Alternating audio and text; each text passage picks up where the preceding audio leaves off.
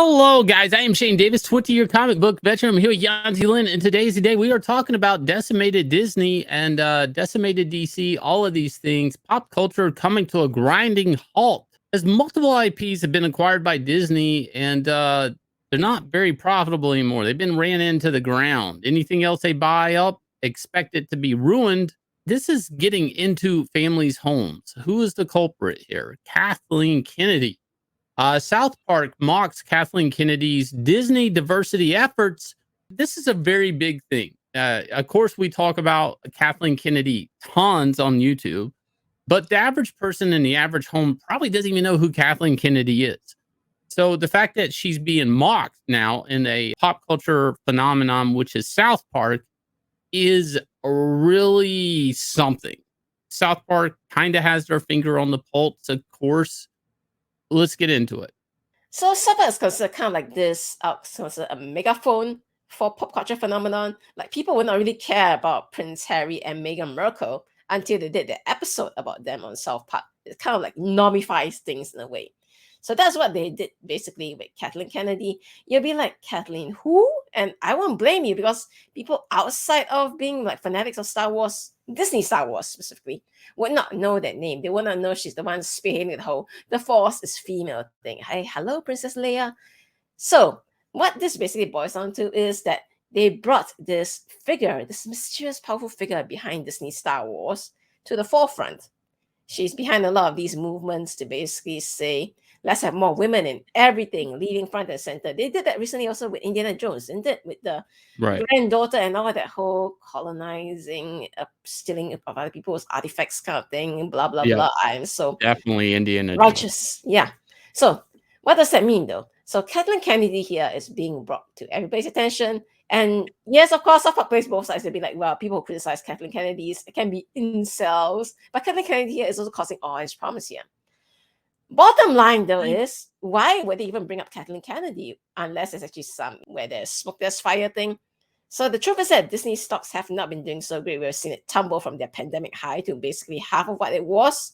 And we know that Disney is being sued by their investors, saying that actually you're lying about your streaming numbers. So, oh my, there's quite a lot of stuff happening to Disney. You know, the shareholder meetings that Disney puts out, I mean, there's some information in there. You guys, we usually don't go into that, but you have to understand, like, Disney is all about their shareholders, about their stocks. So hiding the lack of performance of a lot of things like Indiana Jones and Star Wars and the health of these brands, including Marvel superheroes, is a big deal. So where does it land us today, though? Well, because of Disney's amazing financial performance, Ike Perlmutter is going to hand his stocks over to someone who's seeking to enter the Disney board by the name of Peltz. What that basically means is that he's going to get in there and he's going to try and restructure the company. Put it this way, the more stocks you hold in the company, the more weight you carry, the more weight your words carry. So what does Peltz want to do? Let's look at his plan here.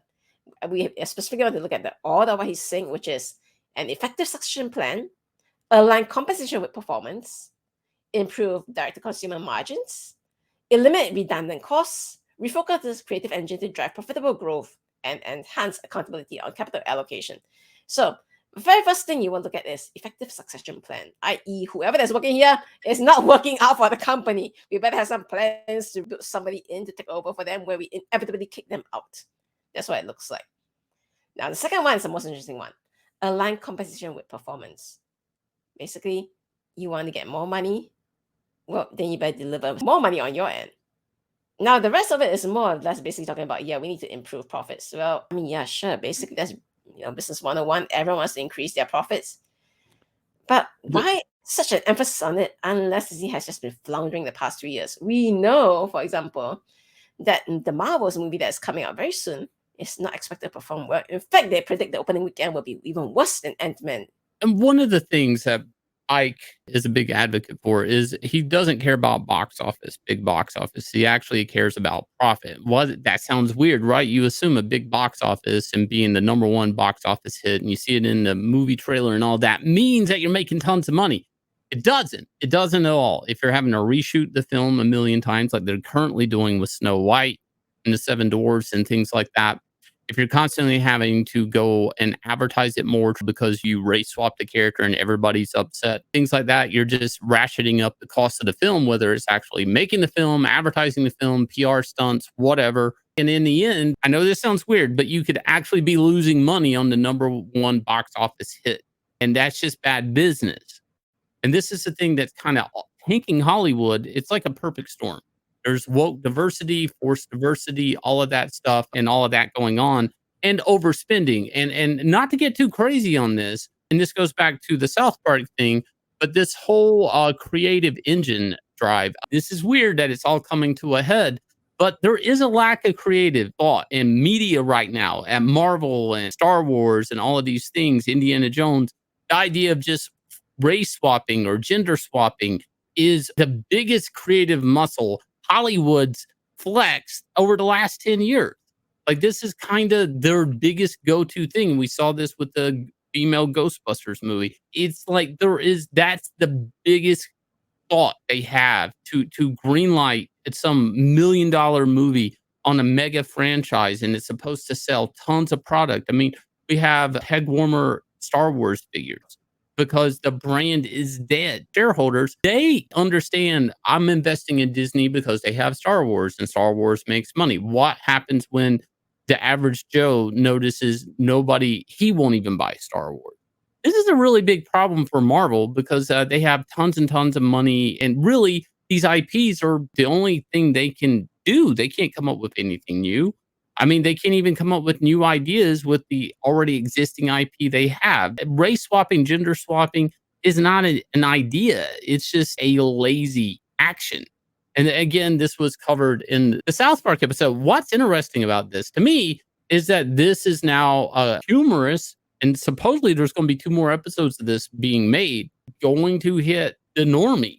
Kathleen Kennedy's name, that now there's a bounty on her to the average Joe that wonders why Star Wars sucks, that wonders why Indiana Jones sucks. Now there's a wanted poster out for Kathleen Kennedy. What will this actually mean? What does this mean for media and woke Hollywood altogether when they're going to be the butt of the joke on Comedy Central?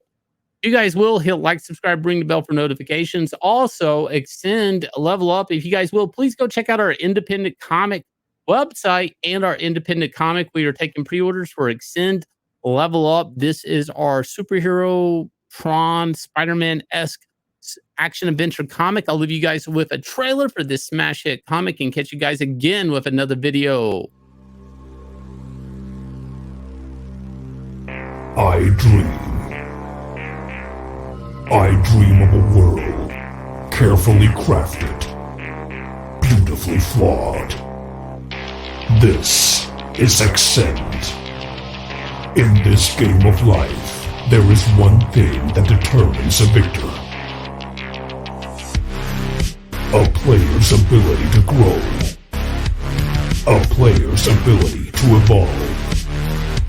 A player's ability to survive. My name is Dog.